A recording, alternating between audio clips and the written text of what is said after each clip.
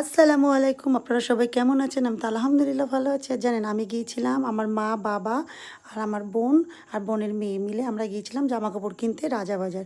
তো রাজাবাজারে গিয়েছিলাম তখন প্রায় বাজে ১১টা। আমরা দিনের বেলা ১১টার সময় কিনতে গিয়েছি জামাকাপড়।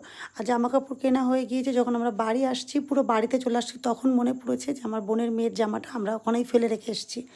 তো ফেলে রেখে এসেছি এইজন্য আমরা আবার রাতের বেলা তখন প্রায় বাজে রাত তখন 9:30 আমি আমার বড় ভাই, আমার ভাই মিলে আমরা গিয়েছিলাম।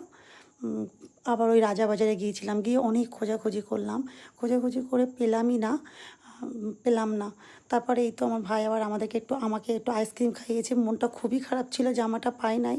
টাকাটা বড় কথা না, কিন্তু জামাটা আমার মা, বাবা আমরা সবাই মিলে পছন্দ করে কিনেছিলাম। সবাই কি একসাথে যেতে পারবো? রমজান মাস একদিন গিয়েছি টাইম করে, কিন্তু আর তো যেতে পারবো না। কিন্তু জামাটা আমরা পাই নাই, বা অন্য ওই জামা নিতে গেছি সেও শেষ হয়ে গিয়েছিল, পাই নাই। আর আমার ভাই আইসক্রিম খাইয়েছে আমাকে।